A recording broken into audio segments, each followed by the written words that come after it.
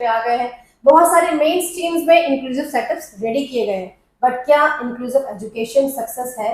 क्या इसके ऊपर आज भी हमारा बात करना जरूरी है?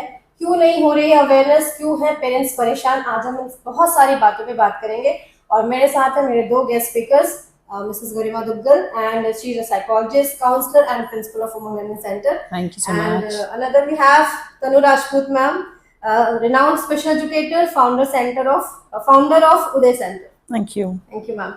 So सबसे पहले तो मैं अपने दोनों गेस्ट स्पीकर्स को मैं थैंक यू बोलना चाहूंगी कि आज के ऊपर आपके इस जो हमने पैनल डिस्कशन रखा है इस टॉपिक पर आपने हमें ज्वाइन किया ma'am. Thank you so much. Thank you so much for calling us. So ma'am मेरा सबसे पहले जो क्वेश्चन है वो आपसे है, बिकॉज आपने मेन स्ट्रीम में भी आपने एज अ काउंसलर वर्क किया है, आप जुड़े हुए हैं बच्चों के साथ, आपने बहुत सारे वर्कशॉप और सेमिनार्स भी लिए. सो जब हम बात कर रहे हैं इंक्लूसिव एजुकेशन की, जहाँ पे चिल्ड्रन विद स्पेशल नीड्स के स्टूडेंट्स जो हैं वो एडमिशन्स लेते हैं, सो एक ना आई थिंक ये अवेयरनेस भी जो फर्स्ट बेसिक अवेयरनेस जो पेरेंट्स के पास नहीं है, जो एज अ स्पेशल एजुकेटर मैं फील करती हूँ कि किस एज ग्रुप में या किस लेवल और कैटेगरी के बच्चों को मेन स्ट्रीम में एडमिशन लेना चाहिए. जैसे कि हम बात करते हैं कि चिल्ड्रन विद स्पेशल नीड्स के साथ माइल्ड, मॉडरेट, प्रोफाउंड, सीवियर, ये सारे लेवल्स आते हैं जो उनके आईक्यू पर हम उनको असेसमेंट करते हैं. सो कभी कभार क्या होता है कि पेरेंट्स ये जान ही नहीं पाते कि जो बच्चा डायग्नोस है, जो बच्चा डिफिकल्टी फेस कर रहा है, क्या वो मेन स्ट्रीम में फुलफिल हो सकती है या वो बच्चा वहाँ पे एडजस्ट होने के लिए फ्रूटफुल है? देखो मैम,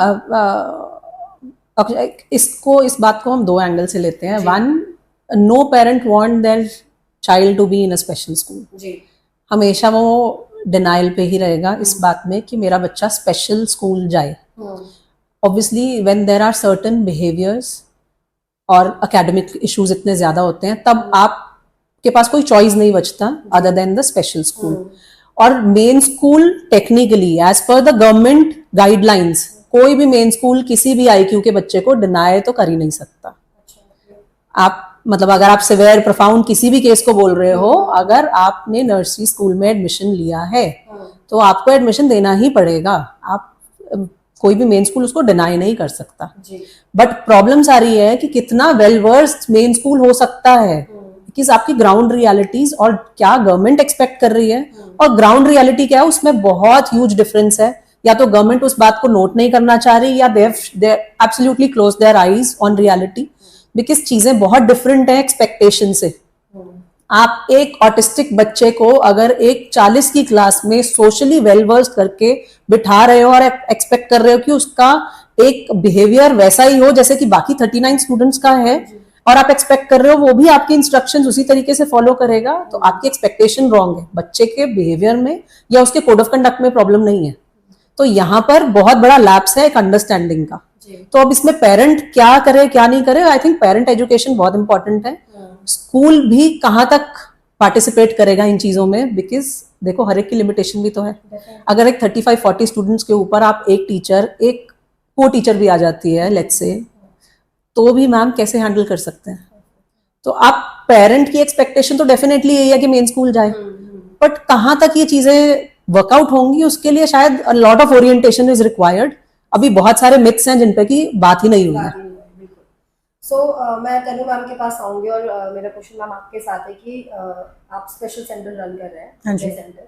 सो इतने सारे ओरिएंटेशन प्रोग्राम आपने भी किए होंगे, सेमिनार्स, वर्कशॉप, बट आज भी जो पेरेंट्स ऑलरेडी आपके पास आ रहे हैं, जो स्टूडेंट्स आ रहे हैं, आज भी मेन स्ट्रीम का स्टिग्मा रहता है पेरेंट्स के पास. वो कंपटीशन, जैसे मैम ने बोला कि हम किसी को डिनाई नहीं कर सकते, मेन स्ट्रीम डिनाई नहीं कर सकता, तो वो एक स्टिग्मा क्यों है मेन स्ट्रीम का? वो एक्सेप्टेंस आज भी अभी तक क्यों नहीं आ रही है? जहाँ पर हम इस एरा में एआई की बात भी कर रहे हैं, फिर भी अभी मुझे लगता है हम बहुत पीछे हैं स्पेशल एजुकेशन में.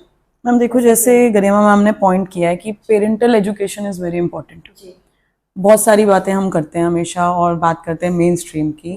जो ये गैप है ना, वो गैप जब तक फिल हम नहीं कर पाएंगे, जो चाह के भी हम नहीं दिखा पा रहे हैं, और जितना जो लैप्सेस आ रहे हैं पेरेंट एजुकेशन पे, जब तक वो चीज़ें फुलफिल नहीं होंगी तब तक पेरेंट भी अवेयर नहीं हो पाएगा. मेन स्ट्रीम देखने में बहुत अच्छा है, ठीक है, एंड वी टोटली एग्री कि हमारे बच्चों को जाना चाहिए, उनका पूरा राइट है, बट उनके लिए वो फुली इक्विप्ड तो हो, राइट. स्पेशल स्कूल क्यों क्रिएट किया गया? वाई? रीजन यही है कि वहां पर we are focusing on the needs of the child. Each and every child with special need के लिए वहां पर एक नीड फुलफिल हो रही है। Same thing we want in the mainstream setup. हम स्कूल रेडीनेस प्रोग्राम रन करते हैं, क्यों करते हैं? कि बच्चे को रेडी किया जाए स्कूल के लिए। वो स्टेप्स हैं, उन स्टेप्स को फुलफिल करा जाए, एक तरीके से बच्चा मेन स्ट्रीम स्कूल में जाए, वो बहुत जरूरी है। और ये पेरेंटल एजुकेशन के थ्रू ही हम उनको बता सकते हैं। एक बिग सेटअप में जाके हमारा बच्चा गुम हो जाता है। ये चीजें हमें पेरेंट को गाइड करनी चाहिए, जो हम कोशिश करते हैं, और पेरेंटल एजुकेशन को हम सबसे ज्यादा फोकस करना चाहिए। तो हम बात कर रहे हैं यहाँ पे पेरेंटल एजुकेशन की, इंक्लूसिव एजुकेशन की बात कर रहे हैं। तो गरिमा मैम, मैंने फर्स्ट क्वेश्चन आपसे मेन स्ट्रीम के लिए किया था, तो जैसे कि मैम कह रहे हैं कि पेरेंटल एजुकेशन होनी चाहिए, ओरिएंटेशन प्रोग्राम होनी चाहिए, तो मैं यहाँ पे जानना चाहूँगी इंक्लूसिव सेटअप में, या जब हम इंक्लूसिव एजुकेशन की बात करें, तो मेन स्ट्रीम में अगर कोई चिल्ड्रन में स्पेशल नीड्स के स्टूडेंट्स आते हैं, तो उसके प्रॉज एंड कॉन्स क्या है? अगर आप थोड़ा सा हमें देखो, प्रॉज एंड कॉन्स में again this comes from the parents mindset. जी, बच्चा आउट ऑफ बॉक्स है तो आपकी थिंकिंग भी थोड़ी सी आउट ऑफ बॉक्स होनी पड़ेगी। इफ यू वांट, अगर आपकी एक्सपेक्टेशन, एक पेरेंट की एक्सपेक्टेशन, देखो स्कूल तो एक्सपेक्ट करेगा कि रिजल्ट वंडरफुल लाए, बट वो कितना ला सकता है, उसका कैलिबर कितना है, कितना रियलिस्टिक हम उसके लिए गोल्स बना रहे हैं, ये पेरेंट पे ज्यादा डिपेंड करता है मुझे लगता है स्कूल से, after so many years of experience. अब अगर पेरेंट उसको first, second, third, fourth, fifth की लीग में ना डाल के एक कुछ ऐसा सेटअप करता है जिसमें कि इंक्लूजन में वो कहता है मेरा बच्चा सिर्फ एग्जाम दे देगा, बट मैं उसको साथ में कुछ ऐसा करवाऊं जिसमें कि उसका कैलिबर है, तो शायद बच्चा वो एग्जाम भी बेटर देगा, बिकॉज आप उसको कुछ ऐसा करवा रहे हो जो कि उसकी कैपेसिटी के बियॉन्ड है, और आप कह रहे हो कि परफॉर्म भी कर उसमें, तो वो कहाँ से करेगा। तो मेरे को लगता है इंक्लूसिविटी ज्यादा तब आएगी जब आप उसकी स्ट्रेंथ पे काम करोगे, तो वो इसमें भी, I mean education wise, academic wise भी परफॉर्म कर जाएगा, बट आपको उसको कुछ उसके कैलिबर के हिसाब से भी देना पड़ेगा। बट इफ यू वांट कि नहीं, बच्चा तो यही वही हमारी दकियानूसी सोच, फर्स्ट में इतने, सेकंड में इतने, थर्ड में इतने, ए ग्रेड क्यों नहीं है, सी ग्रेड क्यों आया है, तो ये रेस में अब वही बात है ना, आप कह रहे हो कि सॉरी टू से, बट मैं लेट्स से मैं आपको एक हाइपोथेटिकल एग्जांपल देती हूँ कि एक कैट है, एक डॉग है, एक एलिफेंट है, एक मंकी है, आप सबको कह रहे हो सब भाग जाओ और इसमें से देखते हैं फर्स्ट कौन आएगा, तो ऐसा कैसे हो सकता है?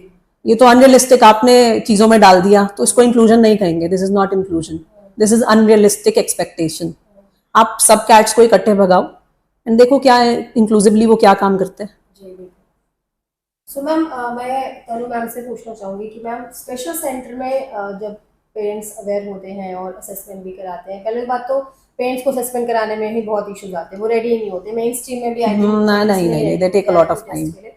तो बट जब पेरेंट्स रेडी हो जाते हैं, या मैंने अक्सर देखा है कि थर्ड के बाद या फोर्थ के बाद पेरेंट्स आते हैं कि ठीक है अब मेन स्ट्रीम में बच्चा नहीं कर पा रहा है तो स्पेशल सेंटर में करते हैं, तो स्पेशल सेंटर के क्या प्रोज एंड कॉन्स हैं? मैम देखो, मेरा एक्सपीरियंस कहता है थर्ड एंड फोर्थ नहीं, हमारे पास तो बच्चे 8th के बाद आते हैं, जब स्कूल मना कर देता है। अब थोड़ा जल्दी आएंगे क्योंकि 5th से नो डिटेंशन आ गया। बिल्कुल, जहाँ से रूल्स आते हैं ना, जब आपको मेन स्ट्रीम स्कूल ने ना कर दी तब स्पेशल स्कूल में आते हैं, एंड वहां पर प्रोज एंड कॉन्स ये आते हैं कि बच्चे का एक डेवलप्ड, ठीक है, माइंड ब्रेन सेट आया है हमारे पास, एंड एक्सपेक्टेशंस स्पेशल स्कूल के अंदर एंट्री करते ही बिल्कुल चेंज है।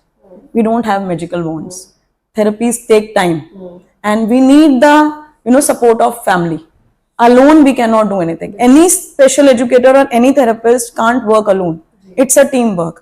सबसे बड़ा pros and cons यही है कि special school doesn't mean कि entry पे सब कुछ हो जाएगा. It's a team work. It take time, क्योंकि जब आप बच्चे को ला रहे हो उसकी जो core brain की development है वो already हो चुकी है. We need time. We need your hand holding, to do changes and show you the improvement. So these are the pros and cons. Cons में definitely मैं ये बोलूंगी कि हम लोगों को काफी intense work चलता है बच्चे के साथ, and we majorly focus on the strength. जैसे मैम ने बोला, ये होना चाहिए. We always believe on the strength and we work on the functioning, level of the child, and we provide functioning goals. So that at the end आज हम भी functional काम कर रहे हैं. आज कोई मैं मैथ्स की 9th क्लास का सब्जेक्ट नहीं पढ़ रही हूँ, मैं फंक्शनली अपनी लाइफ पे लीड कर रही हूँ, अर्न कर रही हूँ. सेम हमारा टारगेट ही होता है हम अपने बच्चे को फंक्शनली एम्पावर कर सके, so that they can lead their life independently. So सारे स्पेशल एजुकेटर्स, सारे थेरेपिस्ट का एक ही विजन, सब्जेक्ट नहीं पढ़ रही हूँ, मैं फंक्शनली अपनी लाइफ पे लीड कर रही हूँ, अर्न कर रही हूँ. सेम हमारा टारगेट ही होता है हम अपने बच्चे को फंक्शनली एम्पावर कर सके, so that they can lead their life independently. So सारे स्पेशल एजुकेटर्स, सारे थेरेपिस्ट का एक ही विजन होता है माइंड में कि make the child functionally independent. So ये एक बहुत बड़ा पॉजिटिव मैं कहती हूँ स्पेशल स्कूल का एक एस्पेक्ट है। आई थिंक और भी अच्छा एस्पेक्ट है कि स्पेशल स्कूल का जिस point to add Yeah, I am definitely. Sure you will agree with this कि we are working at child space. Yeah, I think yeah. That is the star catch point when it comes to True, special true. School कि हमें अगर तुमने हमारे को एक book दी है उसके हमें 5 द सिलेबस हैज 15 चैप्टर्स, हम 2 ही करा देंगे। See, what is the point of making the child बिल्कुल। study अगर उसको समझ ही नहीं आ रहा, तो हम उसके अकॉर्डिंगली काम बिल्कुल, करें। टाइम का कोई हमारी बाउंडेशन नहीं है Exactly. एंड करिकुलम की भी कोई बाउंडेशन नहीं है, that can be easily modified by the educators. या Of course. या सो मैम, जैसा कि हम पैनल में डिस्कशन कर रहे हैं और मेरे साथ 2 गेस्ट स्पीकर्स यहाँ पर हैं, गरिमा मैम भी हैं और तनु मैम भी हैं। सो हमारा आज का टॉपिक है realistic solution of inclusive education, जिस पे हमने पहले भी बात की थी आपके साथ की चैलेंजेस इन इंक्लूसिव सेटअप पे हमने आपसे बात की थी। सो मेरा यहाँ पे एक क्वेश्चन आपके साथ है कि what kind of challenges face by parents, because parents के पास भी बहुत सारे चैलेंजेस होते हैं। समटाइम्स पेरेंट्स आते हैं, फादर मदर आते हैं, उनके बीच में अंडरस्टैंडिंग नहीं होती है। फादर कभी कहते हैं नहीं बच्चे को मेन स्ट्रीम में जाना चाहिए, मदर कहते हैं थोड़ा अंडरस्टैंडिंग होती है मदर, तो वो कहती है कि नहीं हम बच्चों को एनओएस कराएंगे या स्पेशल सेंटर में लेके जाएंगे। तो किस तरह के चैलेंजेस और मिसकम्युनिकेशन पेरेंट्स फेस करते हैं मैम? मुझे ऐसा लगता है कि सबसे पहले तो obviously it is very difficult for a parent to understand this thing, and being a parent also I can understand. तो सबसे पहले तो वो स्टेट ऑफ डिनायल में ही होते हैं कि वो मानना ही नहीं चाहते कि बच्चे के साथ कुछ भी प्रॉब्लम है, या उनको कुछ भी स्टेप्स लेने पड़ेंगे, असेसमेंट करानी पड़ेगी, या कैसे बच्चे पे स्पेशल ध्यान देना पड़ेगा।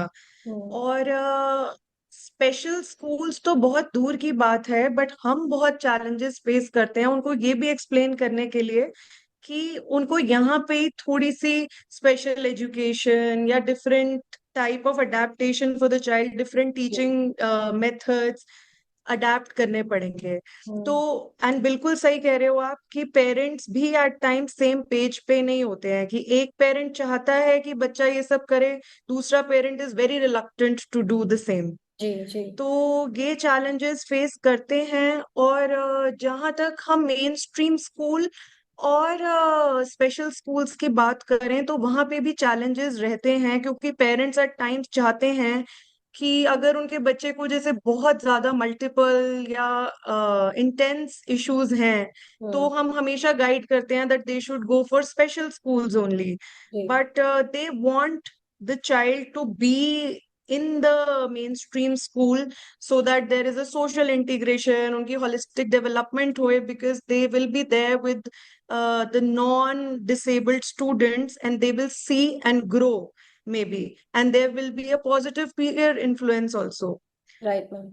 एंड ये सब चीजें रहती हैं। और जहां तक स्पेशल स्कूल की बात है, वहां के भी अपने पॉजिटिव्स होते हैं और अपने नेगेटिव्स भी होते हैं, कि जब हम स्पेशल स्कूल्स में जाते हैं तो वहाँ का जो करिकुलम होता है वो बच्चे के हिसाब से बनाया जाता है, जिनको हम आईईपीज कहते हैं। वैसे तो मेन स्ट्रीम स्कूल्स में भी करते हैं, बट स्पेशल स्कूल्स में बिल्कुल ही ऑल्टर करा जाता है उनके हिसाब से, which is good for them. And वहाँ पे हम साथ में थेरेपीज भी प्रोवाइड करते हैं उनको, जो कि उनके लिए बेनिफिशियल होती है। जी। तो ये सब चैलेंजेस हैं, पेरेंट्स को एक्सप्लेन करना ये सब बहुत मुश्किल होता है। लेकिन साथ साथ जब हम स्पेशल स्कूल्स की बात करते हैं तो वहां पे बच्चे की जो डेवलपमेंट है, वो उसका होराइजन जो है थोड़ा सा लिमिट हो जाता है, क्योंकि हम भी बच्चे से कम एक्सपेक्ट करते हैं, क्योंकि all the students we know that they can learn but at a certain pace and in a certain way. Right ma'am. So these things are there. It is very difficult to explain it to the parents and to the teachers also, because at times तो गलत messages भी चले जाते हैं, because teachers are not properly trained and they say कि बच्चे को ये आ नहीं रहा है या ये कर नहीं रहा है या मिसबिहेवियर है। जैसी हमने कल भी डिस्कशन करी थी कि अगर एक ऑटिस्टिक बच्चा है तो उनको लगता है कि फॉर एग्जाम्पल वो मिसबिहेव कर रहा है क्लास में, और वो वैसे ही कम्युनिकेट कर देते हैं पेरेंट्स को भी, और पेरेंट्स थिंकिंग द सेम वो भी उसी लाइंस पे ले जाते हैं। तो मेन चीज यहाँ पे आती है कि there is a lack of training, sensitisation and awareness.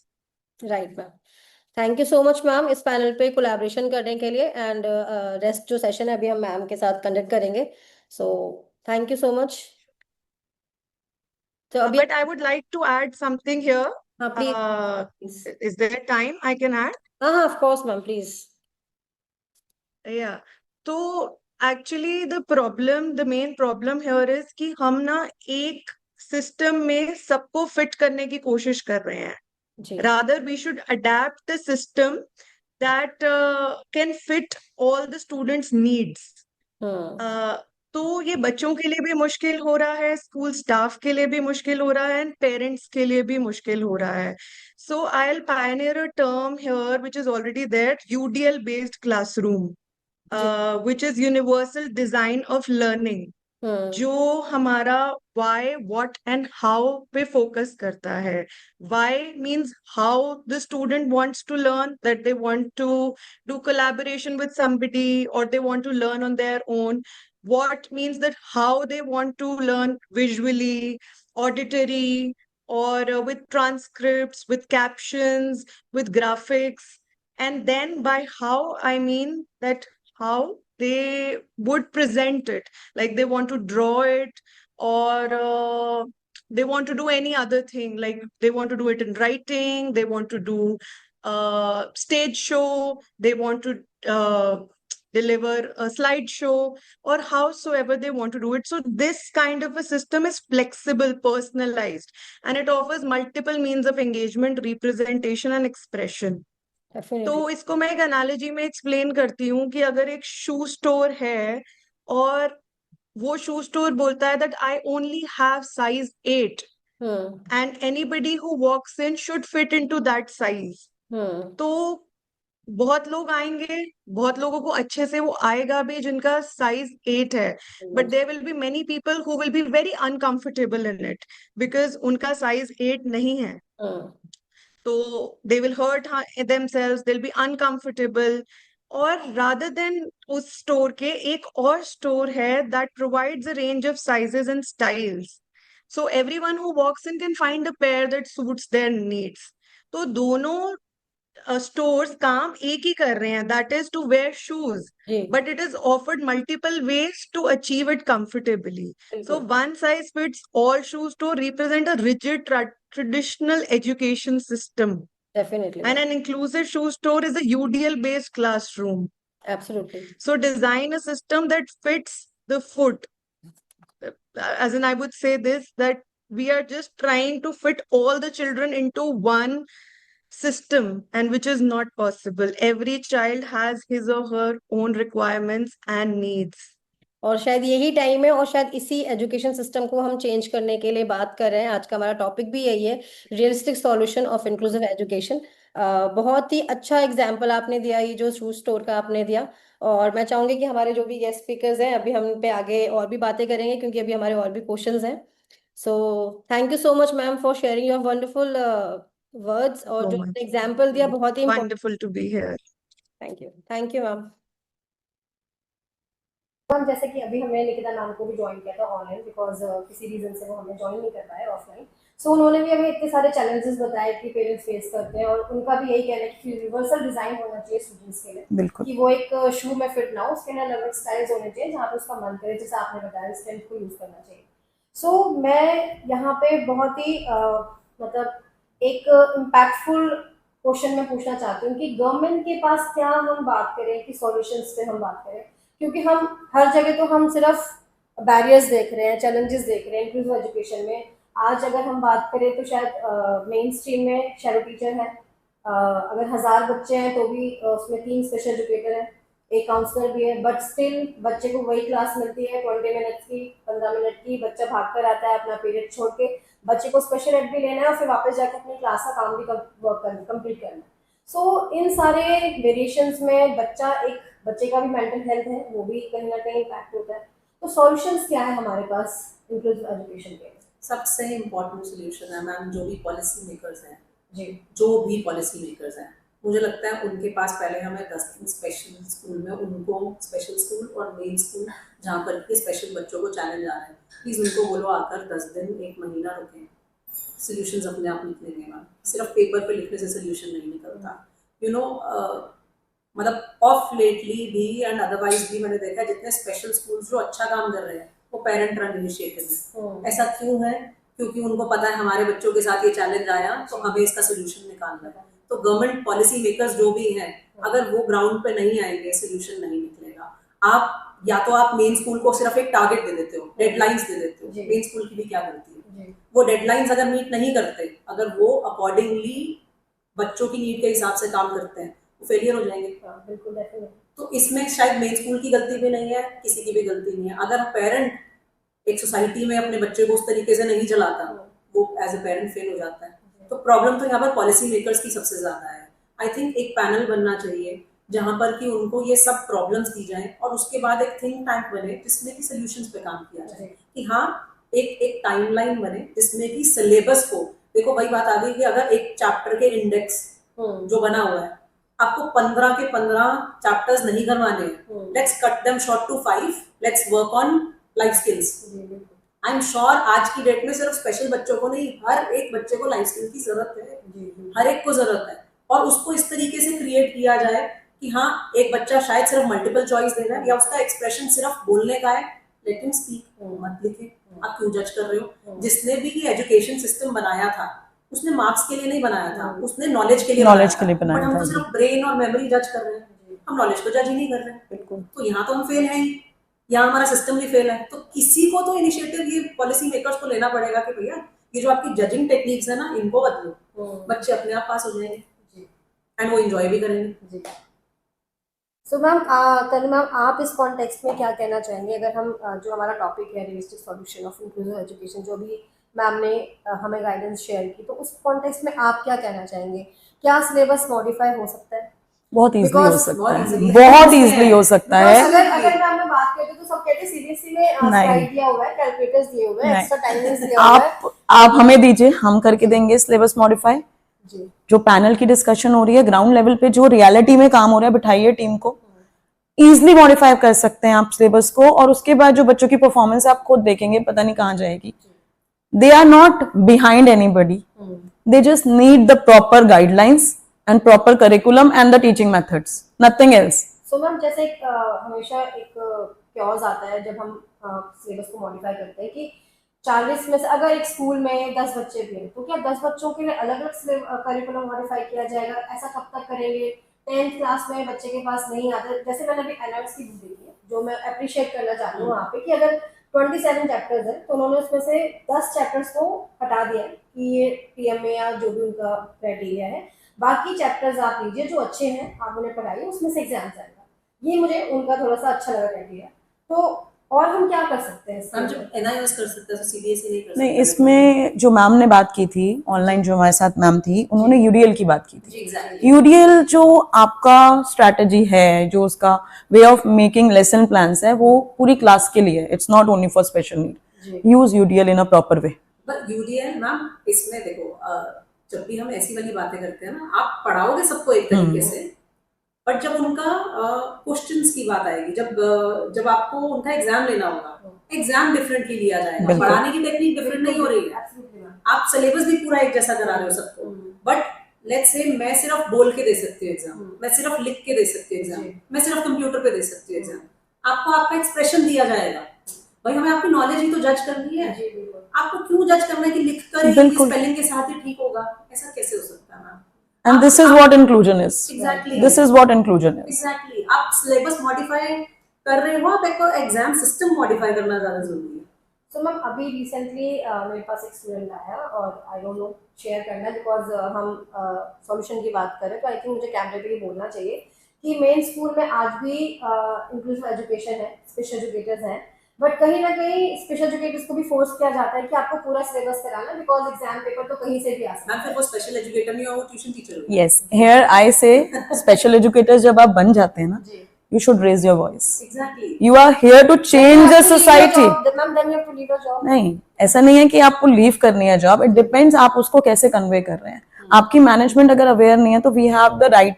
When I was working, I will definitely share, when I was working, जब मैंने इसमें फील्ड में एंट्री की थी, माय कोऑर्डिनेटर वाज लाइक नहीं हो सकता, but our team was so strong, coordinator ने 3 महीने बाद हो गया।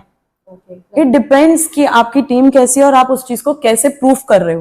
वर्क हार्ड, आपके रिजल्ट्स दिखते हैं। बहुत आसान है ना मैम ये बोलना सिस्टम पे फेलियर। अभी हम भी तो क्या कर लेते हैं, सिस्टम पे फेलियर डाल लेते हैं। तो अगर आप कह रहे हो स्पेशल एजुकेटर नहीं बोल रहा, तो वो भी तो ये बोल रहा है ये सिस्टम का पार्ट है जी, हमें भी सिस्टम का पार्ट बनना है। Where is the voice, why are you special educator then?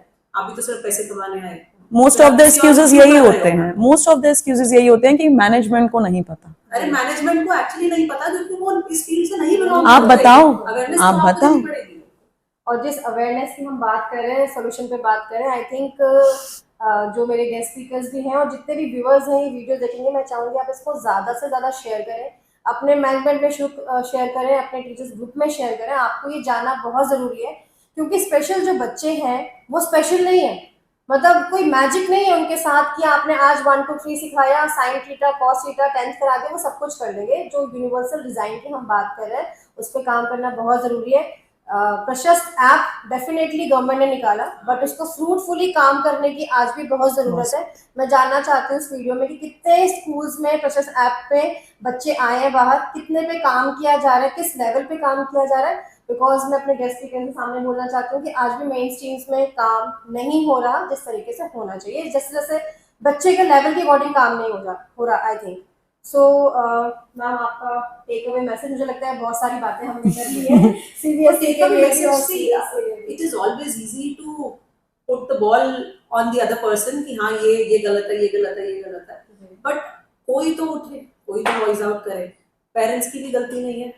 अगर मैं सिंगल हैंडेडली देखूं तो पेरेंट भी गलत नहीं है, एजुकेटर भी गलत नहीं है, स्कूल सिस्टम भी गलत नहीं है, स्पेशल एजुकेटर्स भी गलत नहीं है।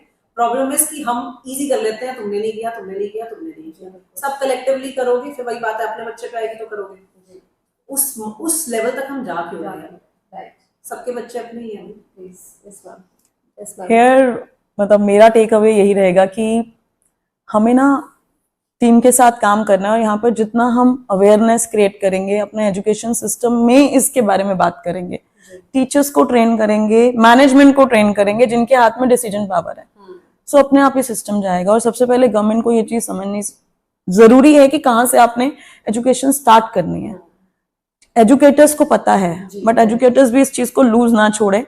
सो प्लीज स्टेप्स आपके बहुत क्लियर होने चाहिए कि इसको कैसे आगे मैं करें। यहाँ पे एक चीज़ ऐड ऑन करना चाहूँगी। तो लास्ट कोविड में मैंने स्कूल्स में काफ़ी वर्कशॉप्स की थी।